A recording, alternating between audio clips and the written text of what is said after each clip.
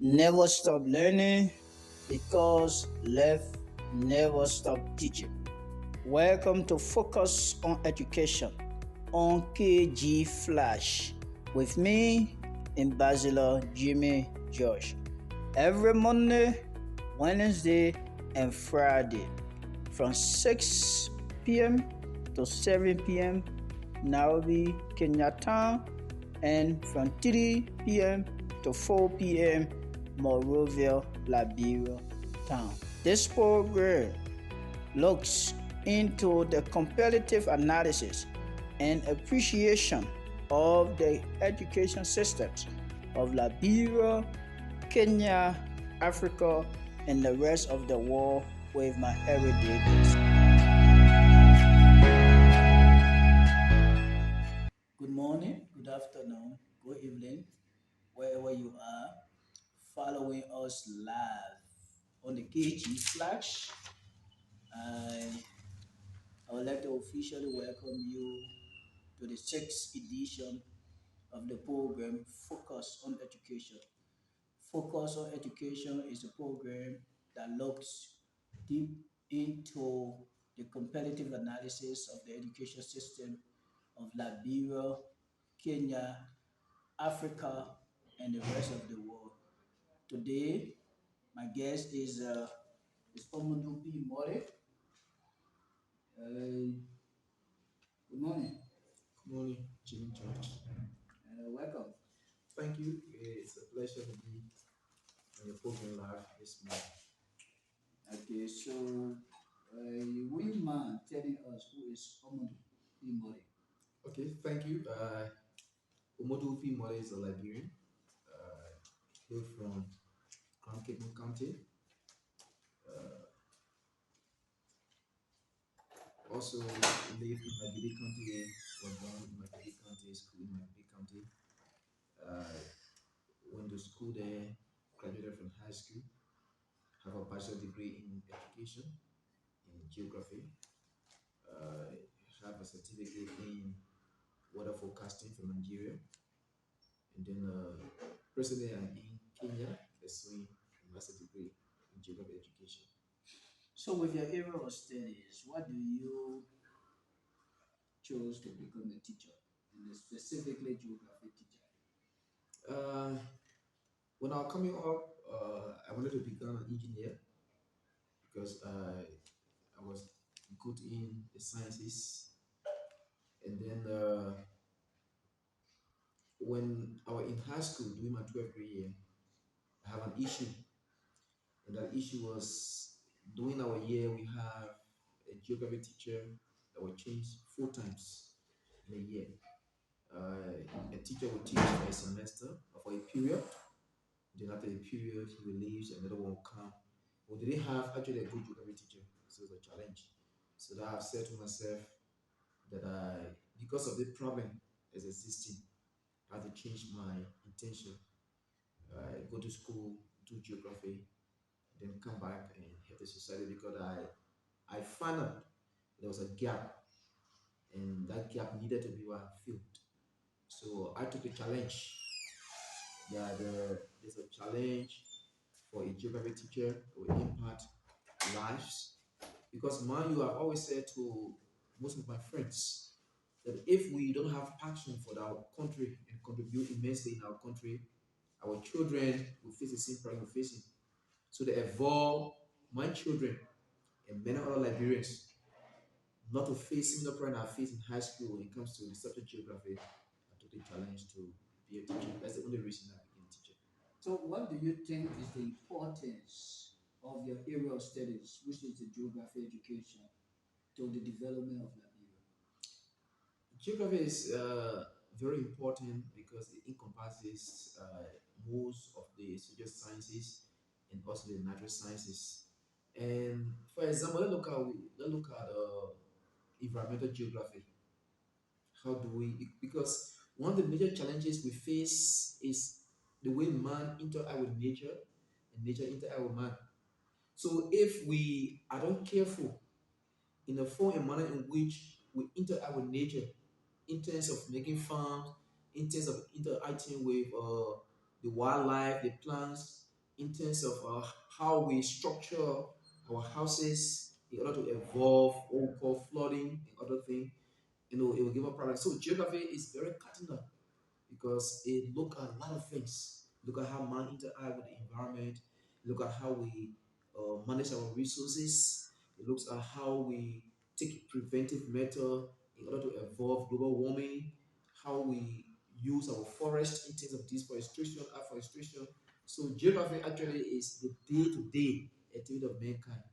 So geography is actually important, and there's no way we can live in the absence of us considering the subject geography.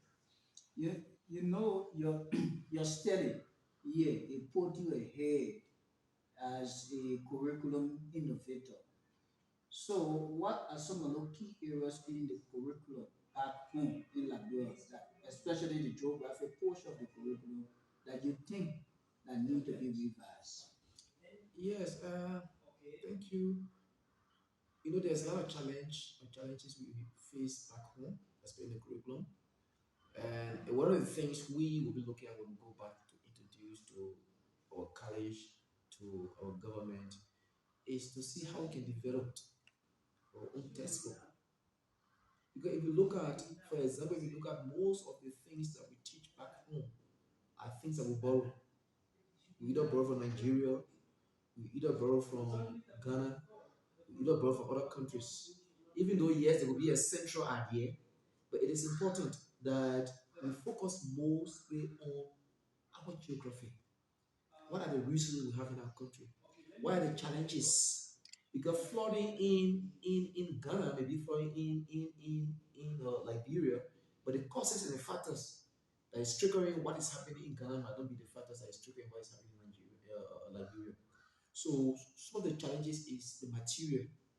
Most of the material we teach are foreign Those materials. materials that are factored in the curriculum. Yes, most of them are foreign material. For example, I just told you about textbook. If you now go to Liberia, look for a textbook that will address from 10th grade and 11th grade and 12th grade, you might not see it. So you have to go look for the comprehensive book, the geography diagram that have been produced by other specialists from other countries. So I think it is time that Liberian subject specialists, right, we try to revisit the curriculum. We try to see how we can develop our own resources that will fit our environment. Yes, I'm not saying that we cannot teach about other countries because the worries of global village is important, but there's a need that we concentrate on what affect us. Philosophy guides a teacher. It also serves as a roadmap. Will you like to explain what is your own teaching philosophy? Uh, the first thing I enter the classroom with is that all teachers are parents. And in as much you teach your children those moral values that will represent you as a parent, that same moral value should be translated. So the first thing that I go into the classroom with is integrity, to teach my student moral. And that's why over the years I've been teaching, my students can bear with me, I've avoided what we refer to as bribery, taking money from students for grade. Uh, I've been impartial with students, looking at the issue of having a fair with your students in the classroom. Those are some of the values that I move in with. Then the second thing is one of the values that I've built for myself philosophy is that my classroom should be a place of participation, right? That the teacher, yes, she don't have absolute knowledge over what is being taught. Students should be participants, you get involved.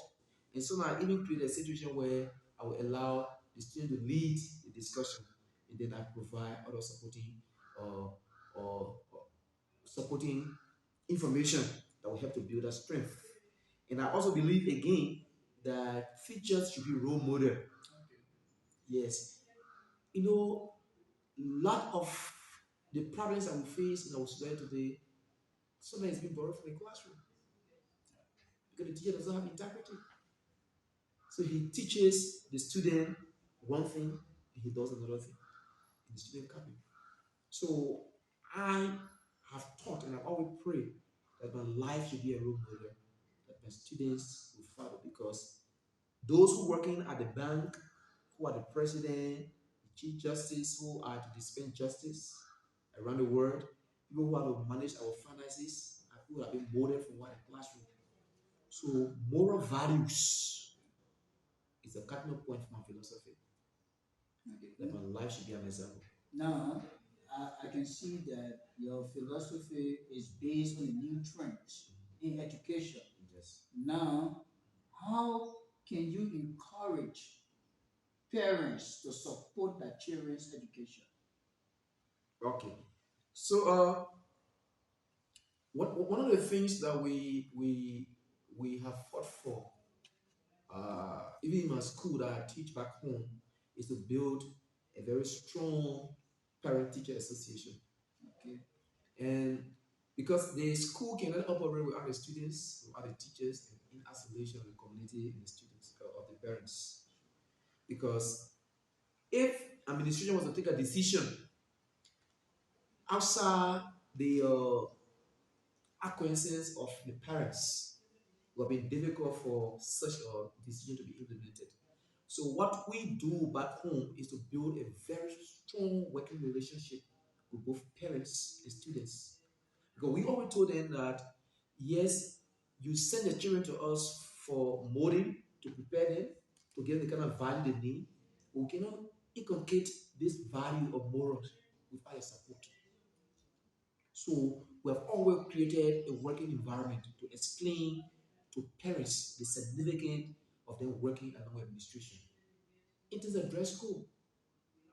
In terms of coming to school on time, in terms of taking lessons serious, because we create a situation, because even around the world, it beats our imagination that its parent will come to the school to beg our child to pass, Okay. right?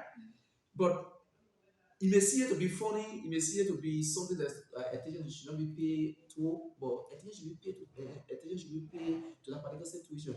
And how can we make the parents to pay attention?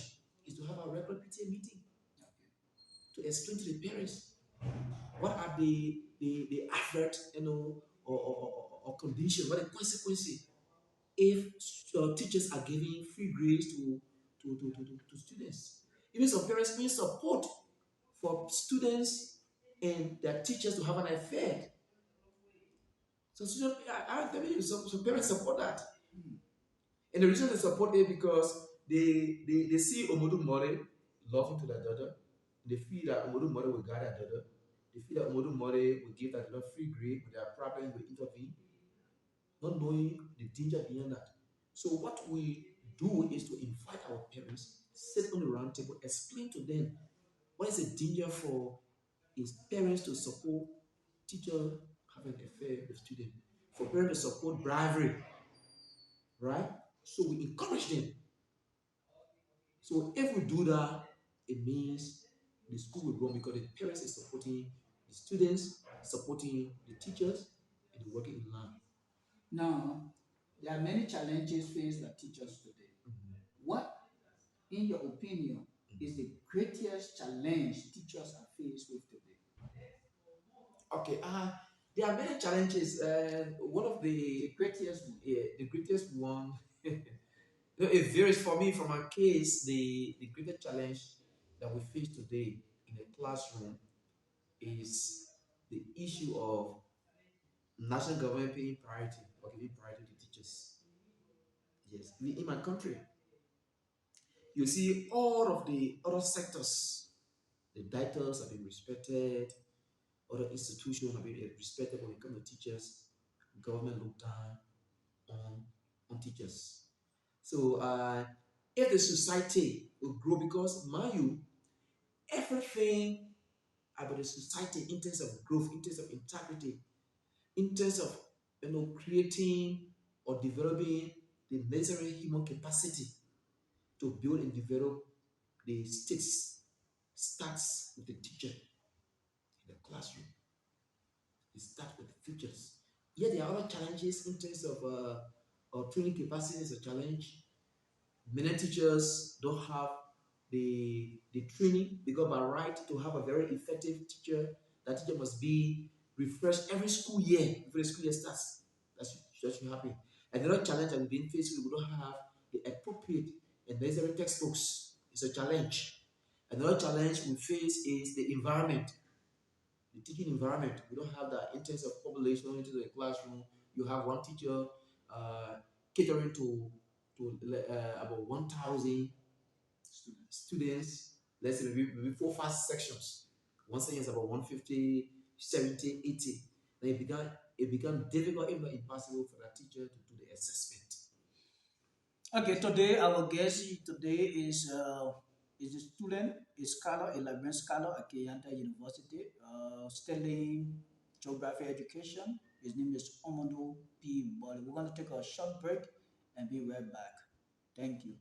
Never stop learning because life never stop teaching. Welcome to Focus on Education on KG Flash with me, Ambassador Jimmy Josh.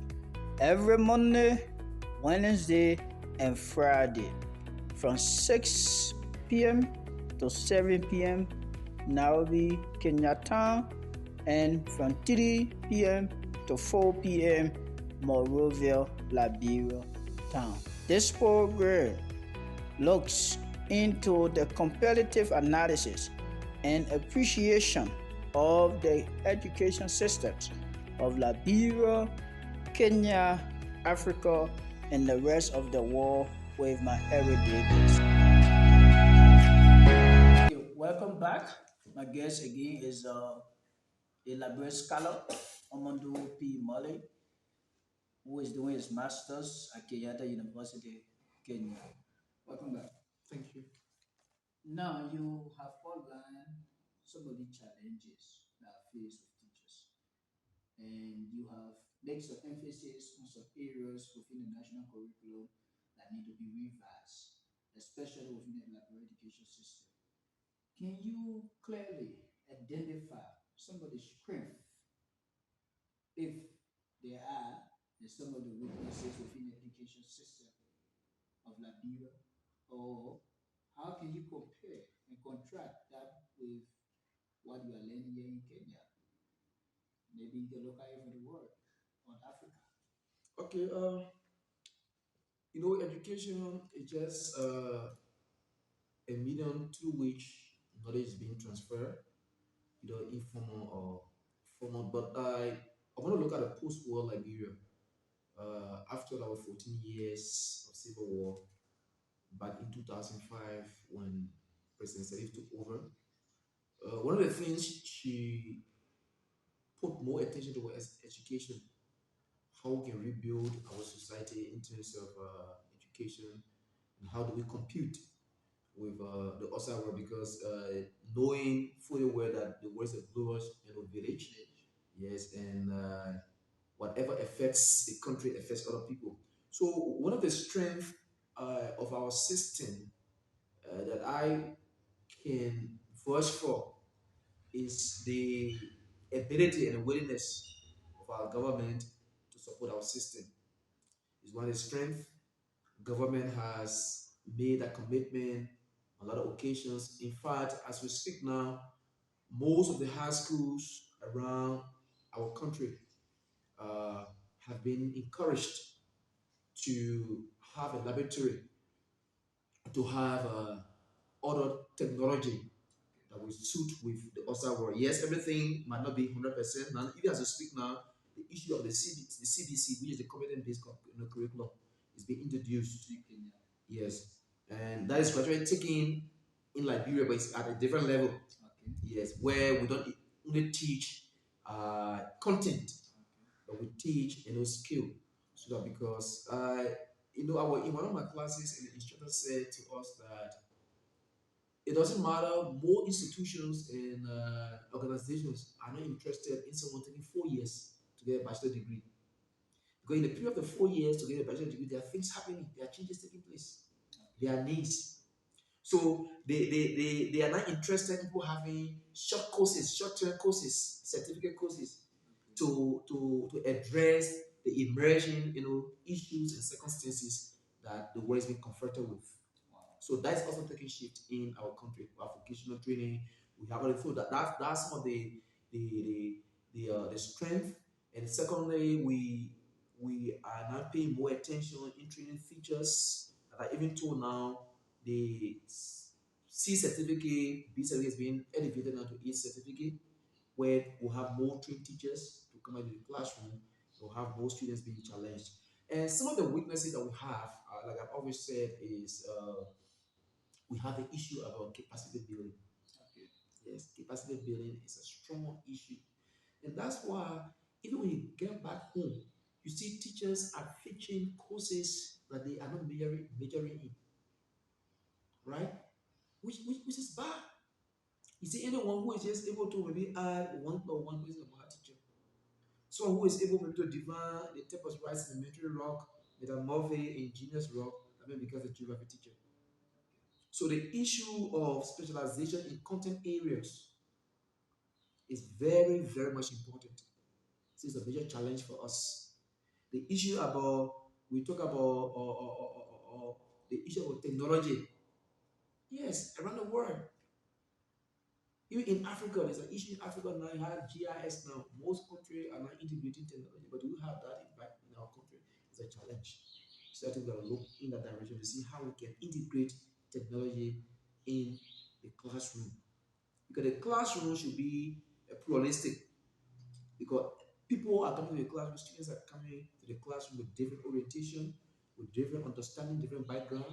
So we cannot choose just one method to teach the students in the classroom. That's why we say the issue about pluralism in the classroom, that teachers got to consider students from different background, introduce diverse methods and learning styles in order to fit the the uh, the education sector.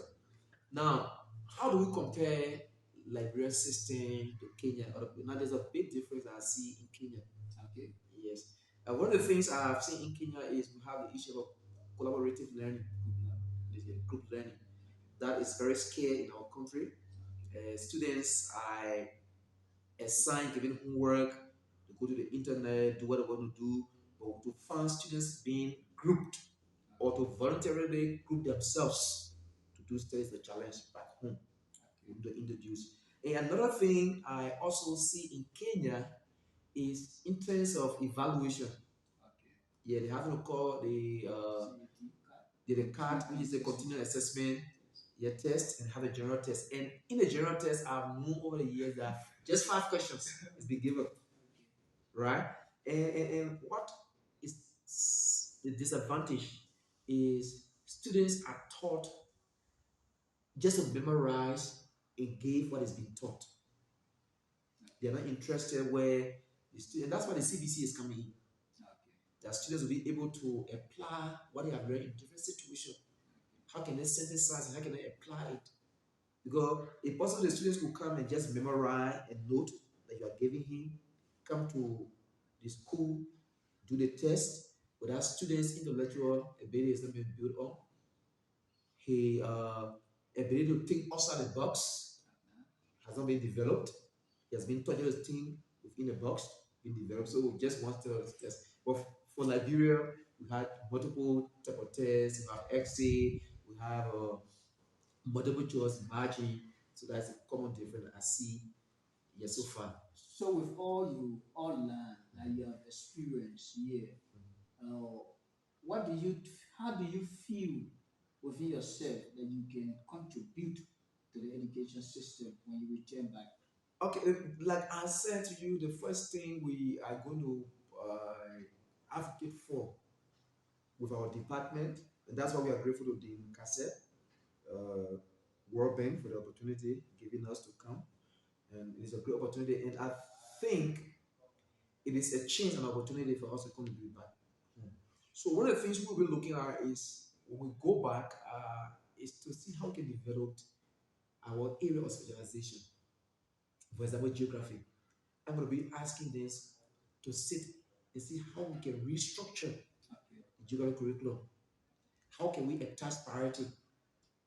Then if you look at the curriculum, there are a lot of repeated topics. from 10th grade, 11th grade, and 12th grade repeating. So how do we structure them? Then how do we add value by in, including most of the things that will be taught from Liberia? They will also be asking and writing a project proposal to UNDP and other UNESCO to see how we can develop a program to have our own test will be developed that will be served from elementary to 12th grade. Yes, we know it is a challenge, it is cost intensive, it will take time, but we think that those things will be bought and can develop that. Then another thing we're going to introduce is collaborative learning. Okay, so now with all of these ideas, and you are here, what can you recommend to stakeholders back home in Liberia? Yes, one of the things I want to recommend to stakeholders is to have a national conference in terms of subject specialization, right? Do a revision. And I could also advise that our national government, the Ministry of Education, can do uh, can do a partnership. You could borrow from other countries, look at other people curriculum, right? Because the world is a global village. Okay. See how they have structured a curriculum and see your structure of the curriculum and see what can be borrowed from them, right? How can you structure? So the first thing I will be advocating for is to have a national conference on subject specialization. That in math, people will go one area, science students go one area, geography, social sciences will meet together to see how we can reach it because our national curriculum needs to be restructured. There are things we are not teaching that are to be taught, right? Even as we speak now, we are working on a program in Manitou with other Kenyan. We're working on the situation to see how we can look at it in terms of social science.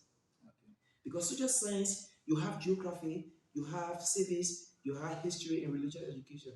So we were thinking, how can we develop, right, a social science or a social studies that will be exclusive of geography? Because if you look at the social studies now, you see 100% of geography content, history content, right? So how do we rewrite?